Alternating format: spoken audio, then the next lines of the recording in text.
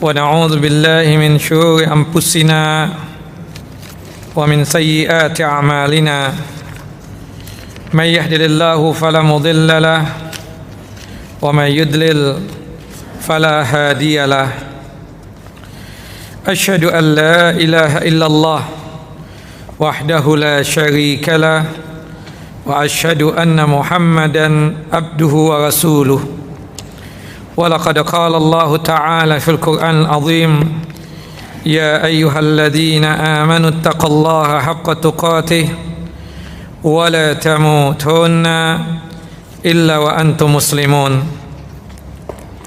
وبعد وبشرح لي صدري ويسر لي أمري واحلل عقدة من لساني يفقهوا قولي اللهم انفعنا بما علمتنا وعلمنا ما ينفعنا وزدنا علما اللهم إنا نعوذ بك من زوال نعمتك وفجأة نقمتك وتحول عافيتك وجميع سخطك اللهم إنا نعوذ بك من عذاب جهنم ومن عذاب القبر ومن فتنة المحيا والممات ومن شر فتنة المسيح الدجال. Ikhwani wa akhwati fid din, a'azani wa a'azakumullah. Bapak dan Ibu yang selalu dimuliakan oleh Allahu Jalla wa Ala, Majlis Taklim Masjid Al-Azhar yang selalu dalam penjagaan dan perlindungan Allahu Jalla Jalaluh.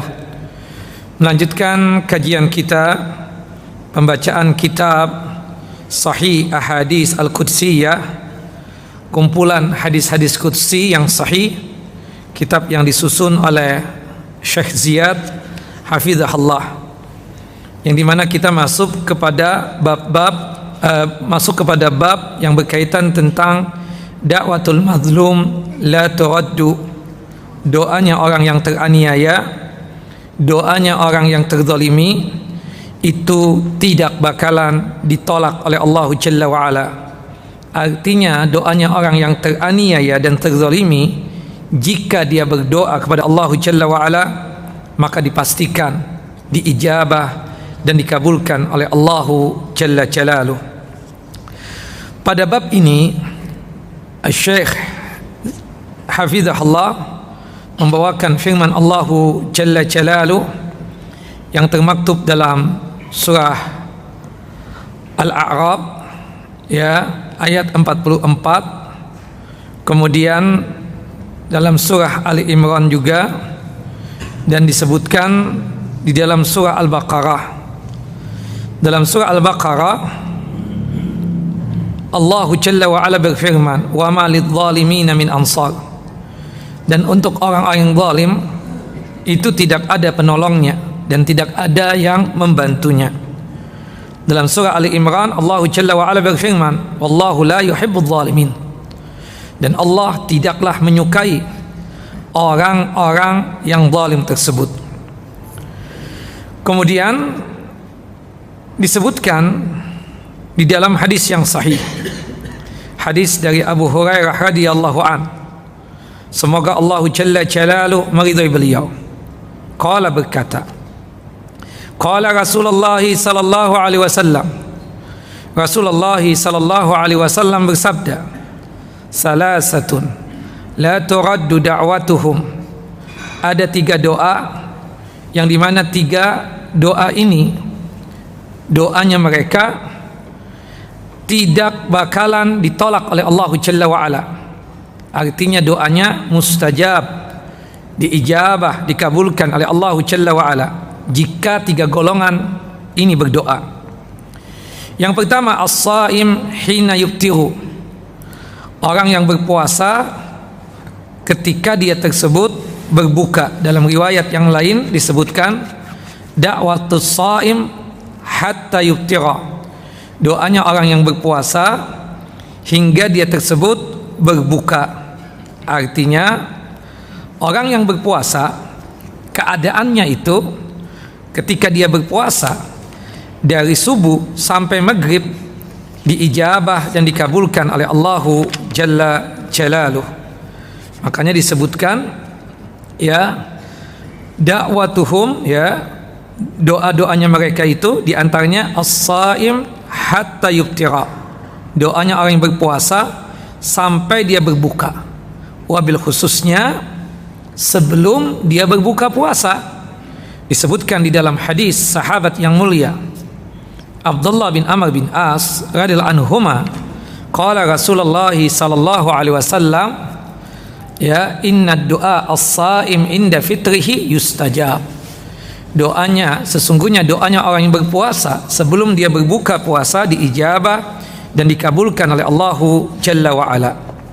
Nah, yang kedua, doa golongan yang diijabah dan dikabulkan oleh Allahu Jalla wa Ala, wal imamu adil, imam atau pemimpin yang adil, ketika mereka berdoa, ya, maka diijabah dan dikabulkan oleh Allahu Jalla wa Ala. Kemudian yang ketiga, wa da'watul mazlumi yarfa'uhu Allahu fawqal ghamam wa yaftahu laha abwabas sama, dan doanya orang yang teraniaya, doanya orang yang teraniaya diangkat oleh Allahu Jalla wa Ala sampai ke atas awan, dan dibukakan pintu-pintu langit untuk doanya orang yang teraniaya ini. Ada yang mengatakan tiga golongan ini yang berpuasa, imam yang adil, orang yang teraniaya, doa mereka tersebut diangkat oleh Allahu Jalla wa Ala sampai ke awan, sampai di atas langit, dan pintu-pintu langit terbuka. Wa yaqulu Rabb, dan Allahu Jalla wa Ala, Tuhan kita, berfirman, wa izzati la ansurannaka walau ba'dahin. Kemudian Allahu Jalla wa Ala secara khusus berkaitan dengan doanya orang yang teraniaya yang diangkat oleh Allahu Jalla Jalaluh ke langit, yang dimana pintu-pintu langit terbuka untuk doanya orang teraniaya ini. Disebutkan, demi kemuliaanku sungguh aku akan menolong engkau wahai orang yang teraniaya sejak doa engkau mohonkan kepadaku.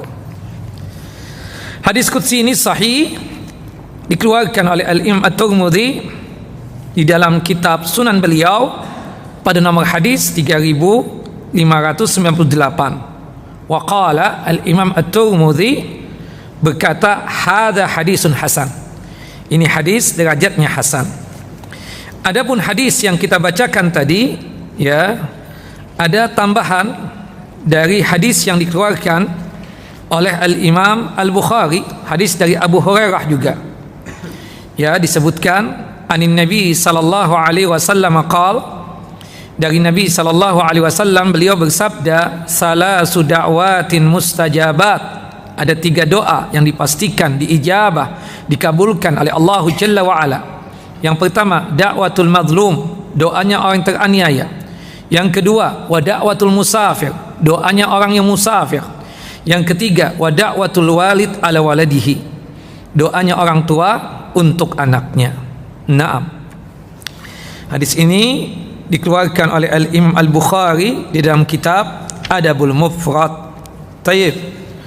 Kita akan membahas tentang doa orang yang terzalimi ini. Subhanallah, banyak sekali ayat-ayat dan hadis-hadis Nabi SAW yang menjelaskan tentang haramnya kita tersebut untuk bersikap kezaliman. Dan disebutkan oleh para ulama ketika menjelaskan tentang definisi az-zulmu, kezaliman. Zalim itu adalah wad'u syai' fi ghairi mahalli, meletakkan sesuatu bukan pada tempatnya. Zalim itu secara umum terbagi menjadi dua bagian. Pertama, kezaliman yang berkaitan erat dengan hak-haknya Allah Azza wa Jalla. Ya, zulmun yata'allaku bihaqqillahi Azza wa Jalla. Kezaliman yang kedua, zulmun yata'allaku bihaqqi ibadillahi Azza wa Jalla. Kezaliman yang berkaitan erat dengan haknya para hamba Allah Azza wa Jalla.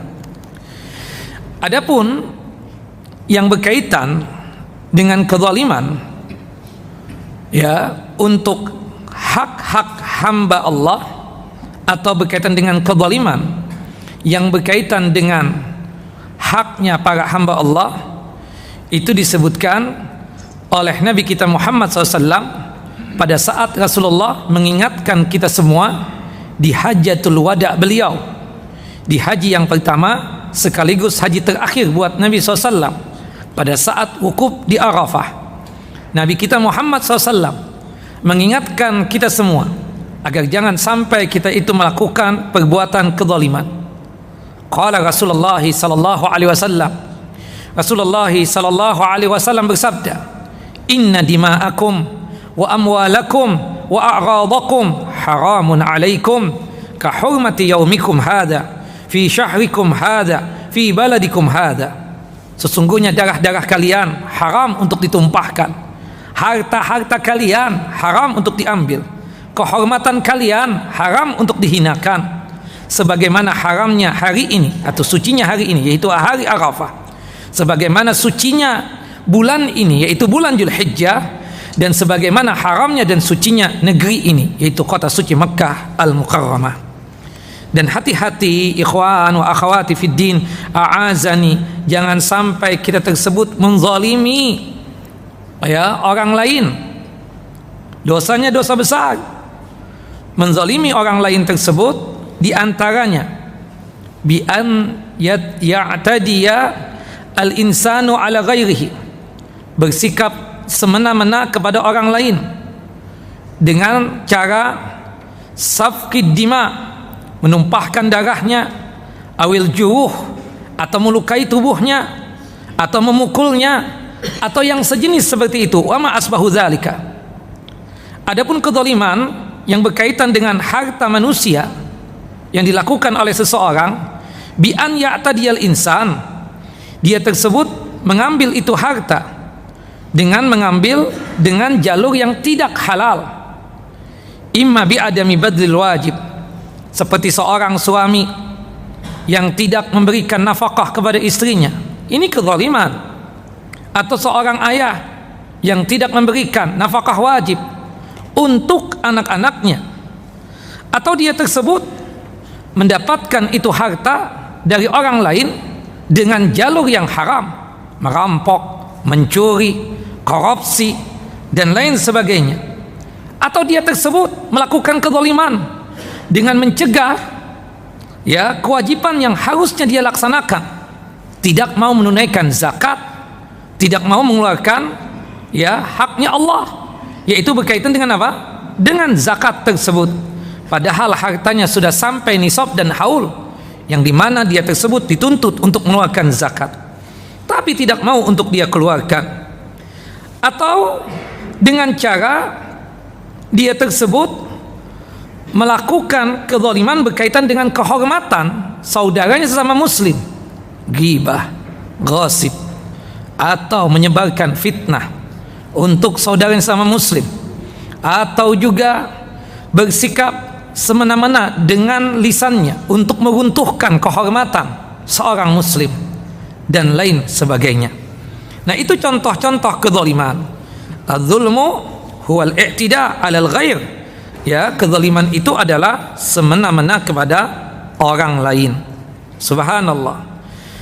Nah, disebutkan dalam hadis yang lain, ya, hadis dari sahabat yang mulia Jabir bin Abdullah radhiyallahu anhuma, semoga Allah Jalla wa ala meridai beliau dan meridai ayahnya, ya, qala, berkata Jabir, qala Rasulullah sallallahu alaihi wasallam, Rasulullah sallallahu alaihi wasallam bersabda, ittaqul zulma fa inna zulma zulumatun yaumal qiyamah, takutlah kalian terhadap kezaliman, karena sesungguhnya kezaliman itu adalah kegelapan di hari kiamat kelak. Dan Nabi SAW mengingatkan di dalam hadis Abu Hurairah, ya, atadruna manil muflis, tahu tidak kalian siapa orang yang muflis itu, siapa orang yang bangkrut tersebut? Para sahabat ridwanullah ajmain menjawab, al muflisu fina ma la dirham lahu wala mata, Orang yang muflis di antara kita ini, orang yang bangkrut tersebut di antara kami ini adalah orang yang nggak punya harta, nggak punya barang, nggak punya aset. Itu orang yang bangkrut. Nabi tidak menyalahkan pemahaman para sahabat berkaitan dengan bangkrut di dunia, tapi yang dimaksud oleh Nabi SAW adalah bangkrut di akhirat kelak. Faqala Rasulullah sallallahu alaihi wasallam, Rasulullah SAW menjawab, al-muflisu min ummati, orang yang bangkrut dari kalangan umatku, ya'ti bis salatin, pada hari kiamat kelak dia datang dengan mendapat apa, dengan membawa pahala salat, wa bi zakatin, membawa pahala zakat, pahala sedekah, pahala puasa, pahala haji, pahala umrah dan lain sebagainya. Tapi bersamaan dengan itu dia membawa dosa, ya, suka, ya, menzalimi saudaranya sesama muslim. Dia menumpahkan darah saudara muslim. Dia tersebut memukul saudara muslim. Dia menganiaya saudara muslim. Dia menggibahin saudara muslim. Dia memfitnah dan lain sebagainya. Kemudian diambillah kebaikan-kebaikan berkaitan dengan pahala salatnya, pahala zakatnya, pahala sedekahnya, pahala puasanya, pahala hajinya, pahala umrahnya, untuk diberikan kepada orang yang dia zalimi. Jika sekiranya orang yang menzalimi tersebut tidak ada kebaikan, maka dosa-dosa orang yang terzalimi tersebut ditanggung oleh dia, hingga akhirnya Allah Jalla wa Ala melemparkan orang yang dizalimi, orang yang menzalimi tersebut ke dalam siksa api neraka. Na'udzubillah summa na'udzubillah. Maka oleh sebab itu, hati-hati kita dengan yang namanya kezaliman tersebut, karena ya, kata Nabi kita Muhammad sallallahu alaihi wasallam, ada dua dosa yang disegerakan oleh Allah Jalla wa Ala untuk disangsi dan dihukum, ya, di dunia ini. Pertama adalah qati'ur rahim, orang yang suka memutuskan tali silaturahim. Dalam riwayat yang lain, aqli walidayhi, aqli walidayhi, anak yang durhaka kepada kedua orang tuanya. Itu pun juga kita katakan disegerakan sanksinya dan hukumannya di dunia ini. Kemudian yang kedua, sanksi atau hukuman yang disegerakan dikarenakan dosa adalah berkaitan dengan al-baghyu, kezaliman. Makanya Allah Jalla wa Ala mengatakan, ya ibadi inni haramtu dzulma ala nafsi wa ja'altuhu muharraman alaikum fala tadzalamu. Kata Allah Jalla Jalaluh, sesungguhnya aku mengharamkan kezaliman untukku, dan aku jadikan dosa kezaliman tersebut haram untuk kalian lakukan. Maka janganlah kalian satu sama lainnya saling bersikap zalim. Subhanallah. Hati-hati jika seorang yang kita zalimi, dia berdoa, dia memohon, meminta kepada Allah Jalla wa Ala, maka dipastikan doanya tersebut diijabah dan dikabulkan oleh Allah Jalla Jalaluh.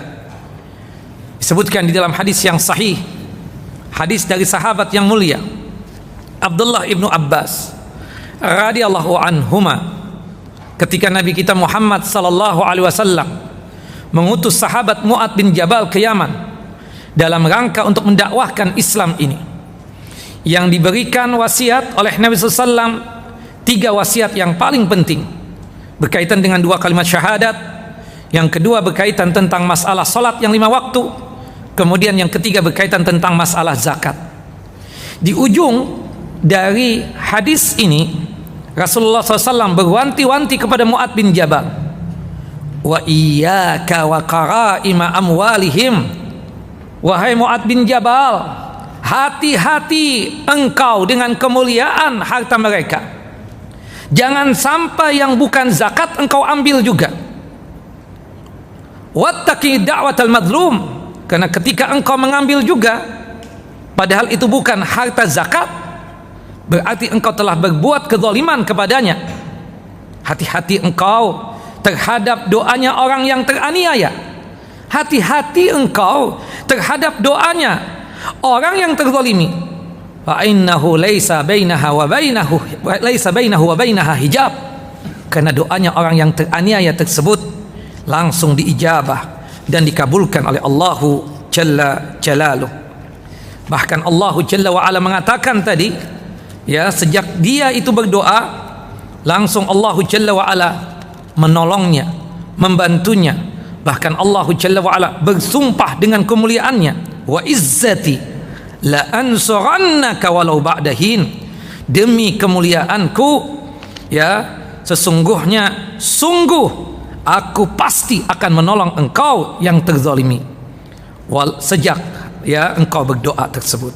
Nah, dan banyak sekali hujjah-hujjah, dalil-dalil yang menjelaskan tentang haramnya seseorang tersebut untuk bersikap kezaliman, ya, jangan sampai melakukan perbuatan dosa kezaliman tersebut, karena doanya orang yang terzalimi dan teraniaya tersebut diijabah dan dikabulkan oleh Allahu Jalla wa Ala. Dan kita mendapatkan cerita-cerita di balik itu semua, bagaimana orang-orang yang bersikap zalim tersebut pada ujungnya kehidupannya dalam kondisi sengsara.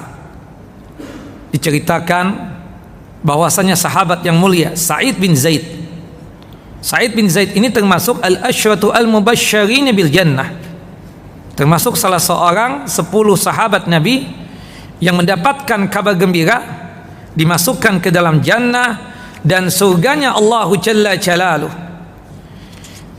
Ketika di usia yang tua, ya, atau ketika lanjut usia, Sa'id bin Zaid dipitnah oleh seorang perempuan yang bernama Arwa, yang dimana si Arwa ini memfitnah dia, menuduh dia mengambil tanahnya. Arwa mengadukan kepada gubernur Madinah pada saat itu. Subhanallah, gubernur Madinah sebagai pemimpin yang baik, dia akan menjalankan hak dari rakyatnya. Dipanggillah Sa'id bin Zaid, meskipun terasa berat, ini sahabat Nabi, terasa tidak mungkin dia tersebut melakukan kezaliman, tapi sebagai cara untuk menegakkan keadilan, suka tidak suka, mau tidak mau, sebagai pemimpin harus menegakkan keadilan kepada siapapun. Ketika Sa'id bin Zaid sudah berada di gubernur Madinah ini, kemudian gubernur itu meminta maaf dan mengatakan, ya, kami memanggil antum tidak lain, ada seorang wanita yang bernama Arwa telah memberikan tuduhan kepada engkau, ya, telah mengambil tanahnya dia. Subhanallah, kata Sa'id bin Zaid, mana dia? Orang yang mana itu? Ditunjuklah seorang perempuan yang tidak jauh dari tempat tersebut. Itu orangnya. Subhanallah, kata Sa'id bin Zaid, panggilkan dia. Aku ingin mengatakan kepada dia sesuatu. Ketika si Arwa ini sudah datang, ya, di hadapan gubernur, termasuk di situ adalah Sa'id bin Zaid. Kemudian kata Sa'id, bagaimana mungkin, wahai Amirul Mukminin, wahai pemimpinnya kaum mukminin, aku mengambil tanahnya dia, sedangkan aku langsung mendengar hadis Nabi SAW berkaitan tentang pengambilan tanah secara paksa dan secara zalim, yang dimana kelak dia tersebut akan digantungkan tanah tersebut oleh Allahu Jalla wa Ala dengan 7 lapis, ya, bumi atau tanah ini. Bagaimana mungkin aku mengambil tanahnya dia, sedangkan aku langsung mendengar hadis ini dari Nabi Sallallahu Alaihi Wasallam. Kata gubernur saat itu, cukup, aku sudah memahami ini, ya.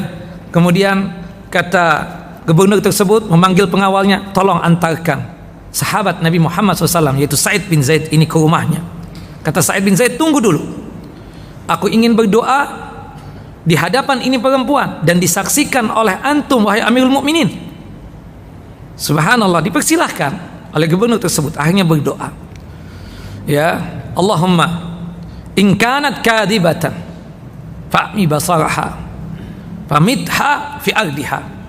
Ya Allah, jika ini perempuan dusta dengan fitnahnya kepadaku ini, dengan tuduhan yang sangat keji, tolong butakan matanya ya Allah, dan matikan dia di tanahnya dia sendiri.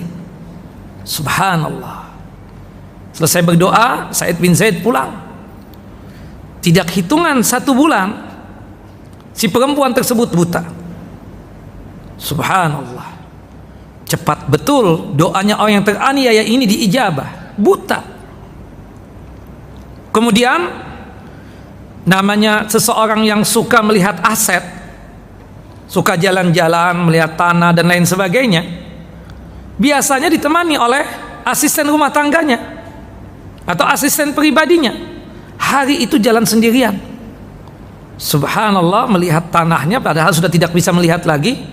Jalan-jalan di tanahnya, di depannya itu, di bagian dari tanahnya tersebut ada kubangan tanah, ya, yang di dalamnya tersebut lubang besar.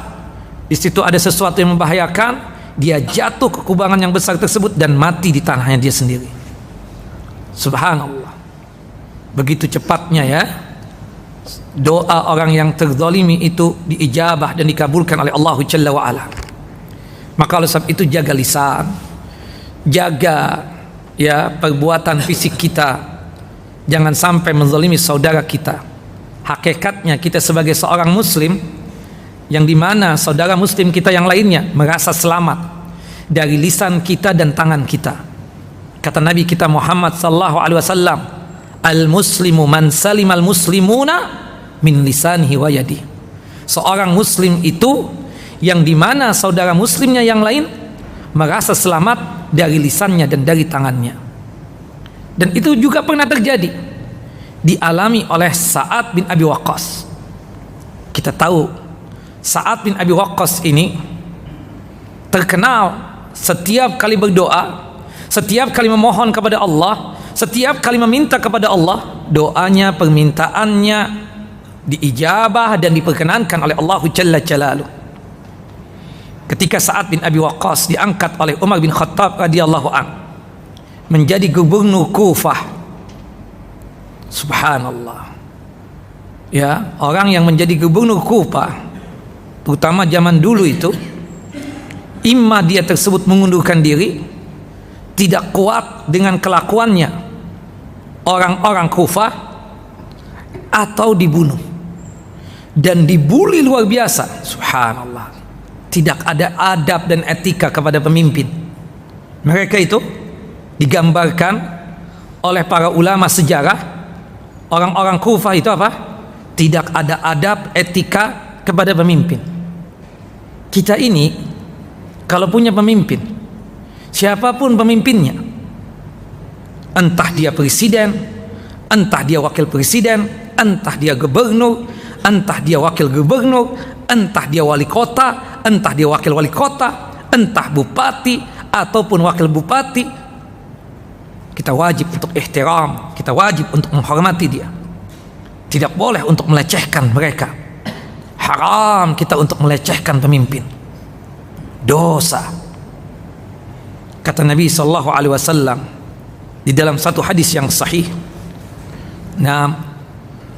man akrama imaman akramahullah. Barang siapa yang memuliakan pemimpin, maka Allah Jalla wa Ala akan muliakan dia.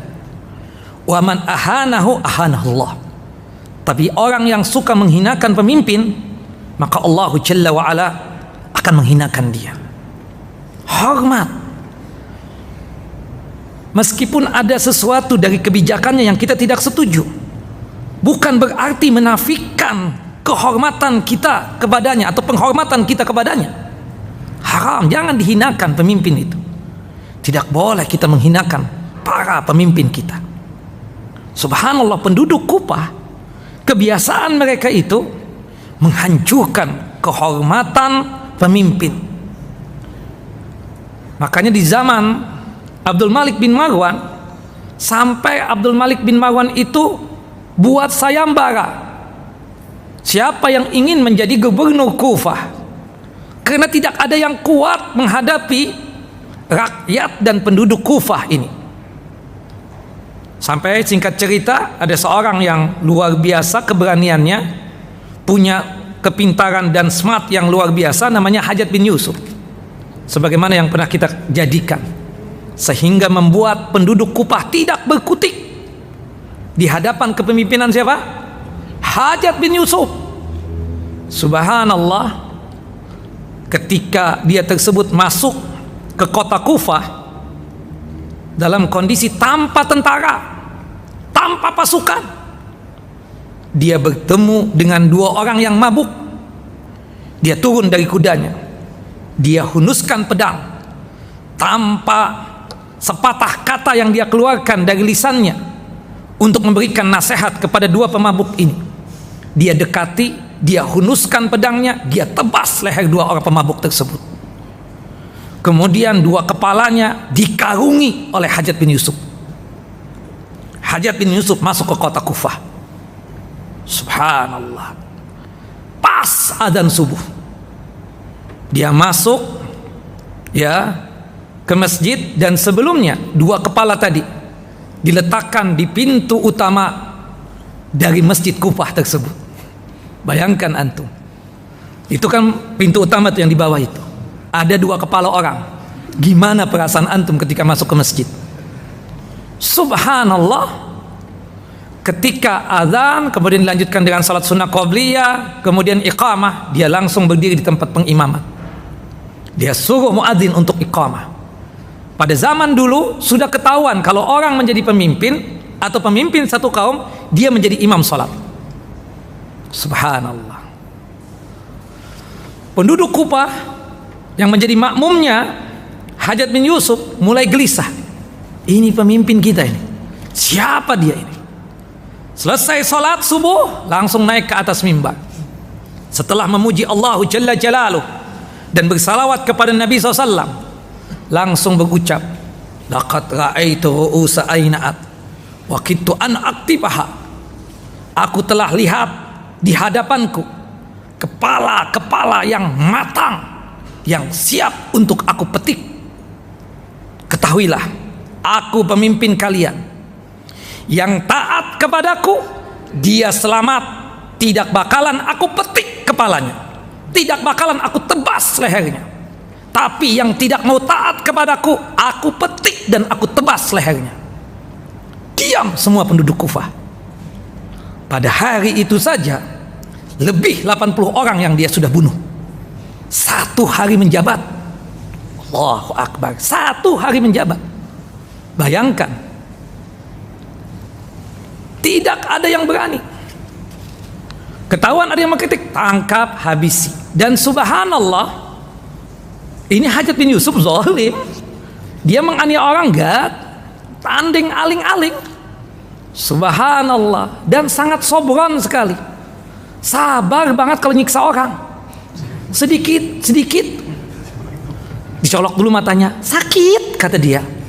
Sakit, digunting telinga, sakit. Dipotong tak jari-jari tangannya. Sadis betul Hajjaj bin Yusuf.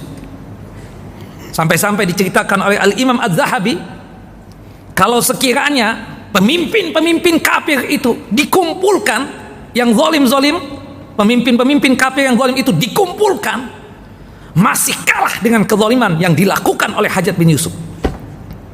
Subhanallah.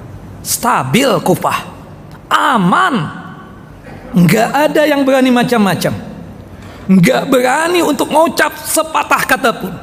Setiap kali Hajjaj bin Yusuf lewat di hadapan satu kaum, semuanya memuji dia, semuanya diam, tidak berani barang mengkritik dengan seucap kata pun. Ya salam, stabil. Orang dalam kondisi ketakutan yang sangat luar biasa. Banyak ulama yang dibunuh oleh beliau. Subhanallah. Sampai diceritakan ada orang yang gak kuat salat di masjid Imamul Hasanul Basri. Selesai salat subuh dia berdoa agak kencangan, terdengar oleh siapa? Oleh Imam Hasan Basri. Ya Allah, segerakan ya Allah, ganti Hajjaj bin Yusuf ya Allah, matikan dia dan seterusnya. Diam. Kenapa Imam? Aku nggak kuat lagi. dengan kezaliman yang dia lakukan. Kita nggak tahu apa yang terjadi setelah hari ini. Jangan-jangan penggantinya lebih jahat lagi daripada dia. Iya kan? Subhanallah. Nah, itu sedikit cerita Hajjaj bin Yusuf. Saking ya, yang terakhir yang dia bunuh, subhanallah, dia membunuh orang itu yang langsung dari tangannya pribadi itu ada kali 5.000 manusia lebih. Belum lagi yang mati di penjara, termasuk para wanita. Subhanallah. Oh enggak, yang dia bunuh itu hampir lebih daripada 10.000. Yang dia penjarakan pernah kejadian 5.000, 3.000-nya wanita. Itu pun juga dalam kondisi pada ujungnya meninggal dunia. Hajjaj bin Yusuf. Tapi dia itu punya kebaikan. Antum tahu salah satu kebaikannya, huruf bata sa itu tadinya nggak ada titik, kita nggak paham, nggak ngerti itu gimana cara membedakannya. Itu siapa yang punya jasa? Hajjaj bin Yusuf. Antum bayangkan setiap kali baca Al-Quran, setiap kali baca hadis, termasuk ya buku-buku yang bahasa Arab, Hajjaj bin Yusuf dapat pahala tuh, jika dia ikhlas ketika meletakkan itu. Subhanallah, ya salam ya. Sampai yang terakhir yang dia bunuh adalah muridnya siapa? Abdullah ibnu Abbas, yang bernama Sa'id bin Jubair. Sa'id bin Jubair mati dalam kondisi masih muda, umurnya 40 ya something ya, umur itu sekitar 43-an lah, meninggal dunia. Dibunuh oleh siapa? Hajjaj bin Yusuf. Hajjaj bin Yusuf ketika mau mengeksekusi nanya dulu, apa permintaan kamu terakhir? Kata Sa'id bin Jubair, aku ingin berdoa di hadapanmu. Oh silahkan, kata Hajjaj bin Yusuf, doa sana. Doa, ya Rabb, ya tolong jadikan aku yang terakhir yang dibunuh oleh dia. Setelah ini tidak ada lagi kezaliman yang dilakukan oleh dia. Subhanallah. Beberapa bulan setelah itu Hajjaj bin Yusuf sakit. Sakitnya sakit mengerikan sekali, seperti penyakit hikah, gatal-gatal. Tapi enggak, kalau digaruk langsung keluar darah, dan kulitnya kalau dipegang ikut terbawa. Kepanasannya luar biasa, sakit minta ampun. Di ujung hayat sering teriak-teriak, Sa'id bin Jubair, Sa'id bin Jubair, maafkan aku, maafkan aku. Subhanallah. Termasuk dulu yang ingin dibunuh oleh Hajjaj bin Yusuf siapa? Hasanul Basri. Wallahi kalau bukan karena pertolongan Allah, Hasan al Basri ini termasuk juga bisa jadi dibunuh oleh beliau. Ketika masuk ke rumah Hasanul Basri dengan pasukannya, Hasanul Basri ada di hadapan Hajjaj bin Yusuf, tapi Hajjaj bin Yusuf dan pasukannya tidak bisa melihat. Di hadapannya itu ada Hasanul Basri duduk pasrah, sudah bertawakal kepada Allah. Ketika ada temannya yang didatangi oleh Imam Hasanul Basri, tolonglah aku lagi kemana lagi nih dari kezaliman Hajjaj bin Yusuf. Kata dia, lari kepada Allah Jalla wa'ala, keluhkan kesahmu itu kepada Allah Jalla wa'ala, curhatkan kepada Allah Jalla Jalal. Akhirnya dia kembalikan kepada Allah Jalla wa'ala. Dia suruh anak istrinya untuk tinggal di tempat keluarganya yang lain, kemudian dia sendiri di rumah. Subhanallah, Hajjaj bin Yusuf mengepung ya rumahnya Hasanul Basri. Kemudian dia berbicara sama pasukannya, kalian diam, cukup aku saja yang mengeksekusi sendiri si Hasan ini, kata Hajjaj bin Yusuf. Masuk nggak lihat. Setelah itu dia keluar sambil nyengir sendirian ketawa. Hasanul Basri, wahai pasukanku ada di dalam, tapi Allah Jalla wa'ala membutakan mata-mata kita. Dia yakin Hasanul Basri ada di dalam. Subhanallah, iya kan? Itu sempat mau dibunuh, tapi subhanallah, itulah tadi, pemimpin harus dihormati, pemimpin harus dimuliakan. Ketika sakit Hajjaj bin Yusuf, sakit yang luar biasa, dia meminta tolong kepada pengawalnya untuk memanggilkan Imam Hasan al-Basri. Apa sikap Imam Hasan al-Basri? Datang atau tidak datang? Datang. Ketika itu ada yang mencegah, biarin aja dia mati. Enggak, kata Hasan Basri, seperti inilah kita diperintahkan oleh Allah dan Rasulnya, menghormati pemimpin, maafkan kesalahannya. Allahu Akbar. Coba kalau kita, dia mau bunuh ana dulu, Allahu Akbar, sekalian deh mati. Kan mungkin begitu kali. Tapi itulah bedanya imam, ulama ya dengan kita-kita ini. Subhanallah. Imam Hasan Basri ketemu dengan Hajjaj bin Yusuf, bicara. Syuf, kamiraran, kamarah, kultulak, intabi. Berapa kali sudah aku ngomong, wahai Hajjaj bin Yusuf, jangan sekali-kali menzalimi orang lain. Jangan sekali-kali menghinakan orang. Jangan bersikap zalim kepada hamba-hamba Allah Jalla Jalaluh. Hajjaj bin Yusuf ngomong apa sama Imam Hasan Basri? Uskut anta ya Hasan, diam. Aku memanggil engkau ke sini bukan dalam rangka engkau ceramah di hadapanku. Aku pingin engkau datang ke tempatku, engkau berdoa kepada Allah Jalla wa'ala agar Allah Jalla wa'ala segera mewafatkan aku, mencabut nyawaku. Aku sudah tidak kuat lagi dengan penderitaan seperti ini. Ya salam, Allahu Akbar. Subhanallah. Nah itulah kondisi Kufah pada waktu. Nah kita kembali tuh cerita tentang Sa'ad bin Abi Waqqas tadi. Bagaimana sabarnya Sa'ad menghadapi penduduk Kufah. Yang kuat menghadapi penduduk Kufah Hajjaj bin Yusuf. Tapi tangan besinya bergerak, otoriter iya. Kalau enggak benar-benar ini kata Hajjaj bin Yusuf. Dan itu diizinkan oleh Abdul Malik bin Marwan. Sikat habis, gebuk kata siapa? Amirul Mukminin Abdul Malik bin Marwan disuruh gebuk. Pastikan aman Kufah kata dia. Sudah mendapatkan legalitas dari Amirul Mukminin, khalifah kan, khalifah ada gubernur pada waktu itu. Nah, tapi ujungnya juga nggak baik kan, kelewatan zalim yang luar biasa. Nah, Sa'ad bin Abi Waqqas menjadi gubernur. Ya Allah, penduduk Kufah qillatul adab, qalilul adab, kurang ajar sama Sa'ad bin Abi Waqqas. Padahal sahabat yang dipastikan masuk surga, termasuk 10 orang sahabat Nabi yang dikabarkan masuk surga siapa? Sa'ad bin Abi Waqqas. Ada satu pemimpin kaum yang sangat tidak suka dengan kehadiran Sa'ad bin Abi Waqqas di Kufah tersebut ketika menjadi gubernur. Dibikin fitnah-fitnah. Kalau bahasa sekarang berita hoak gitu. Sa'ad bin Abi Waqqas sholat selalu terlambat, gak pernah pimpin kita mengimami sholat. Sa'ad bin Abi Waqqas ya, barang bantuan dari khalifah dipotong oleh dia, nggak sampai kepada kita. Macam-macam tuduhannya terdengar oleh Amirul Mukminin Umar bin Khattab. Amirul Mukminin nggak mungkin saat seperti itu. Tapi sekali lagi, siapapun kalau kita sudah menjadi pemimpin, kita harus menjalankan keluh kesah rakyat kita. Selidikilah apa benar terjadi seperti itu. Akhirnya Amirul Mukminin Umar bin Khattab mengutus seseorang untuk melihat keadaan yang terjadi di Kufah tersebut. Subhanallah, utusan Umar ini ibarat kata itu menyamar sebagai rakyat biasa. Sholat wajib berjamaah diperhatikan saat sudah datang di masjid. Subhanallah.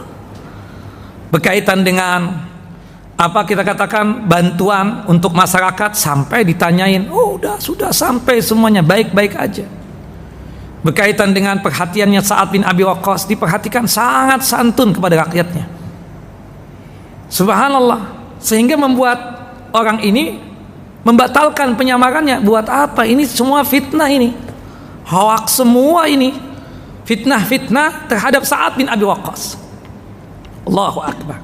Akhirnya dia bilang, ya Sa'ad, kita ini dapat keluh kesah tentang keadaan antum ini ketika memimpin Kufah. Katanya antum begini. Kata Sa'ad bin Abi Waqqas, antum periksa sendirilah gimana keadaan aku sesungguhnya. Kata dia, aku sudah memeriksa itu, aku sudah selidiki, ternyata antum gak seperti itu. Antum memimpin sholat yang tuduhannya antum biasa terlambat, bahkan tidak pernah sholat di masjid, ternyata tidak benar.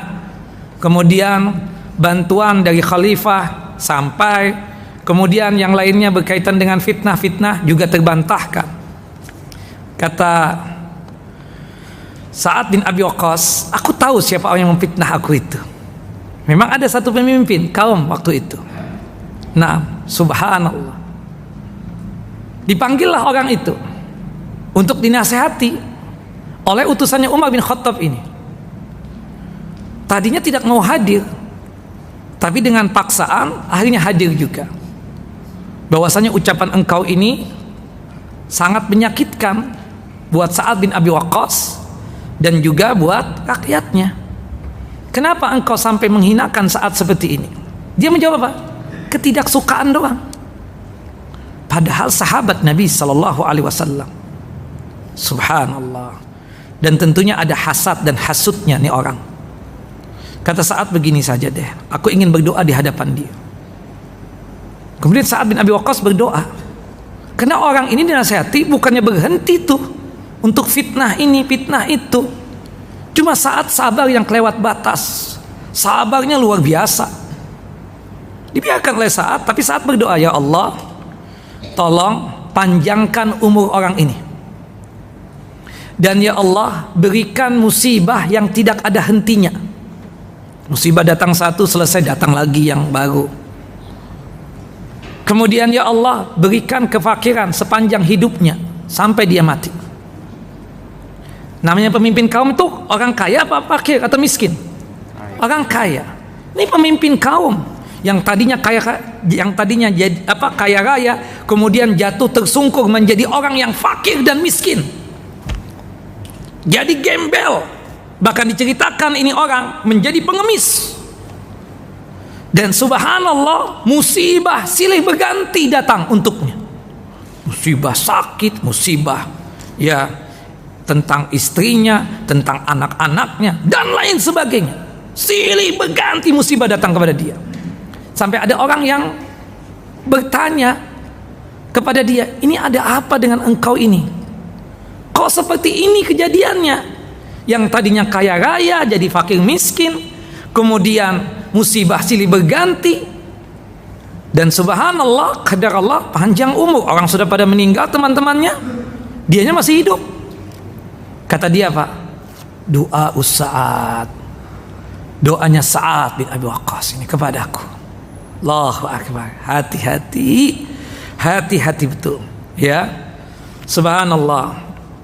Ya, jadi jangan sampai kita tersebut ya bersikap zalim. Doanya orang terzalimi itu pasti diijabah dan dikabulkan oleh Allahu Jalla wa Ala. Naam, dikatakan oleh seorang ahli syair, la tadlimanna idza kunta muqtadiran. Janganlah engkau sekali-kali bersikap zalim. Ya, jika engkau dalam kondisi orang yang berkuasa. Berkuasa itu bisa jadi mampu secara finansial atau punya kekuasaan. Jangan bersikap zalim. Kenapa? Fadzulmu tarji'u uqbahu ilan nadam. Karena kezaliman itu akan kembali pada ujungnya penyesalan. Tanamu ainuka, kedua matamu bisa tertidur. Wal madlumu muntabihun, sedangkan yang teraniaya itu tetap dalam kondisi yang tidak terpejam matanya. Yad'u alaika, dia berdoa kepada Allah Jalla wa Ala agar Allah Jalla wa Ala memberikan keburukan untukmu. Subhanallah, wa aina Allah lam tanam. Kedua matanya Allah Jalla wa Ala tidak bakalan tertidur. Allah Maha tahu siapa di antara hamba-hambanya yang bersikap zalim kepada hamba-hamba yang lainnya. Wallahu a'lam. Wa sallallahu nabiyana Muhammad wa ala ali Muhammad. Taib ikhwan wa akhawati fid din, azani wa azakum Allah. Bapak dan Ibu yang dimuliakan oleh Allahu Jalla wa Ala, melanjutkan kajian kita. Kita masuk pada season yang kedua, yaitu tanya jawab. Ustadz, apakah kita dizalimi lalu berdoa yang baik-baik untuk orang yang menzalimi, apakah dikabulkan juga? Ya, pastinya begitu. Ya, bahwasannya kita itu dianjurkan sebenarnya bagi kita yang dizalimi itu mendoakan kebaikan untuk dia. Itu awal mulanya, agar orang yang menzalimi kita itu mendapatkan hidayah, petunjuk Allahu Jalla Jalaluh, agar harta yang dia ambil dari kita dikembalikan, agar dia tersebut menjadi orang yang baik, kemudian bisa minta maaf kepada orang-orang yang dia zalimi. Itu begitu. Tapi ada sebagian manusia yang tidak sekuat bapak dan ibu. Ketika dia dizalimi, kemudian dia berdoa, mustajab tidak doanya. Berdasarkan hadis yang sahih, hadis dari Abu Hurairah, hadis dari Abdullah bin Abbas, hadis yang lainnya juga, bahwasannya dakwatul mazlum mustajabatun. Doanya orang yang teraniaya itu mustajab. Termasuk kebaikan, ya, dia mendoakan kebaikan untuk orang yang menzalimi itu, insyaallah biiznillah diijabah, dikabulkan oleh Allah Jalla wa Ala. Dan itu harusnya begitu. Sebelum kita mendoakan keburukan, apa sih manfaatnya kita mendoakan keburukan untuk dia? Subhanallah, apalagi berdoanya itu berlebih-lebihan kadang. Tidak hanya sekedar cukup mati saja, doanya ditambah, di gelas tronton ditambah lori, kemudian tubuhnya mencar ke kanan satu, ke kiri satu, subhanallah, ke depan, apa ya? Ini tidak boleh juga, berlebihan seperti ini, haram. Lebih bagus kita mendoakan kebaikan untuk dia, agar dia tersebut bertobat dari kezaliman yang pernah dia lakukan.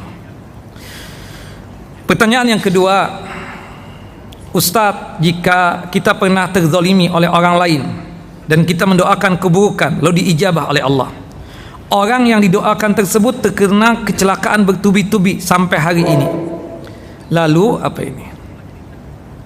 Terputus, Pak. Hah?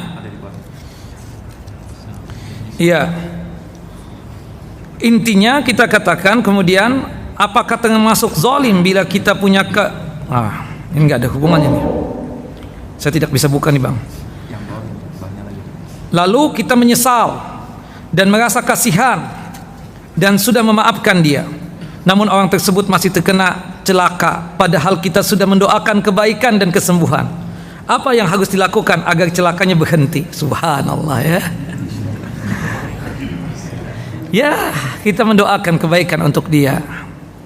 Kita doakan semoga dia sadar akan kezaliman yang pernah dia lakukan, sebagaimana sadarnya orang yang didoakan oleh siapa? Oleh Sa'ad bin Abi Waqqas tadi itu, yang dia merasa ini doanya Sa'ad bin Abi Waqqas, kan seperti itu. Nah, kemudian selanjutnya, Ustadz, apakah termasuk zalim bila kita punya karyawan atau pembantu kita nggak bayar? Apakah termasuk zalim? Kira-kira zalim apa enggak? Astagfirullahaladzim, kayak begini aja pakai ditanya. Zalim antum, Pak? Zalim antum, Bu? Ada pembantu, asisten rumah tangga kerja sama kita nggak bayar, upahnya kita tahan, gajinya kita nggak beri, salarinya kita nggak kasih, ya jelaslah zalim. Hati-hati, ya, jangan sampai asisten rumah tangga kita mendoakan keburukan atas kita. Nauzubillah, Pak.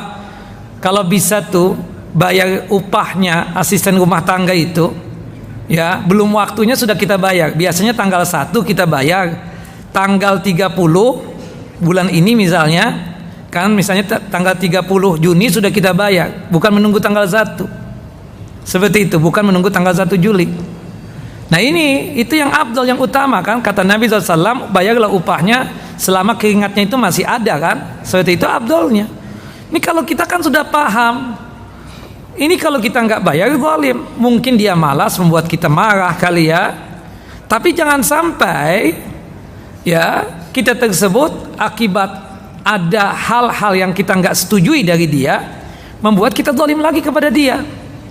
Dia dengan kerja yang tidak benar, bawahan kita nih, asisten rumah tangga, kerja seenaknya, padahal haknya dia kita kasih. Dia zalim nggak? Zalim juga. Cukuplah Allah Jalla wa'ala yang akan membalas dia. Sedangkan kita jangan ikut-ikutan membalas begitu. Kecuali kalau dia misalnya 1 bulan pulang kampung nggak kembali-kembali, pas bulan Juli datang lagi, Nah berarti bulan Juni itu kita nggak kasih, terserah antum mau antum hadiahkan tuh yang 1 bulan atau tidak. Tapi kan kalau ini jelas dia kerja sama kita, antum nggak kasih upahnya dia, gajinya dia, ya jelaslah zalim. Nggak ada ustadz yang bilang nggak zalim begitu, pasti zalim semuanya. Nah jelas ya, jangan ya kawan, ya Allah ini jelas-jelas kok kezaliman itu jelas banget. Taib.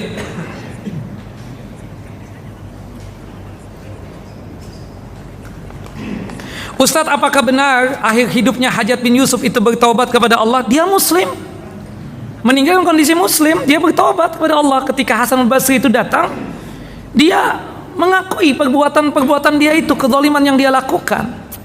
Meskipun kita katakan orang yang model begitu, kesombongannya masih ada. Buktinya dia bilang apa tadi ketika Hasan al-Basri memberikan nasihat, "Hei Hasan, ana panggil inti ke sini bukan dalam rangka ceramahin ana. Inti anda panggil supaya inti berdoa kepada Allah agar anda segera diwafatkan oleh Allah Jalla wa'ala." Ada sombongnya. Subhanallah, orang-orang model begitu memang ada sombongnya Pak. Makanya kita pelan banget kan ketika memberikan nasihat itu kepada atasan, kepada pemimpin kita. Itu pun memberikan nasihat berduaan, bukan dengan cara di hadapan halayak teriak-teriak. Itu bukan nasihat. Itu menghancurkan kehormatan dan kewibawaan pemimpin, nggak boleh, haram. Yang demikian, jelas ya. Kalau kita bisa berjumpa berduaan, alhamdulillah, kita kasih nasihat, Pak minta maaf Pak, begini, dengan bahasa dan kosakata yang baik, bukan dengan cara melecehkan, menghinakan. Antum saja nih, antum salah, kemudian anak memberikan nasihat di hadapan halayak seperti ini, sambil caci-caci maki antum marah tidak? Jelas marah lah. Ustaz, habis selesai sholat isya saatnya anak tunggu di sana. Iyalah, seperti itu. Allahu Akbar. Nah ini jangan. Kita tuh kalau di hadapan orang memberikan nasihat itu melecehkan, bukan nasihat. Kita kalau memberikan nasihat berduaan, bukan di hadapan halayak siapapun dia, apalagi pemimpin, apalagi atasan kita, apalagi bos kita. Itu berduaan, ya, bukan di hadapan halayak. Wallahu a'lam bis-shawab. Wa sallallahu nabiyana Muhammad wa ala ali Muhammad kama shallaita ala Ibrahim wa ala ali Ibrahim innaka Hamidun Majid. Allahumma barik ala Muhammad wa ala ali Muhammad kama barakta ala Ibrahim wa ala ali Ibrahim innaka Hamidun Majid. Subhanakallahumma wa bihamdika asyhadu an la ilaha illa anta astaghfiruka wa atubu ilaik. Assalamu alaikum warahmatullahi wabarakatuh.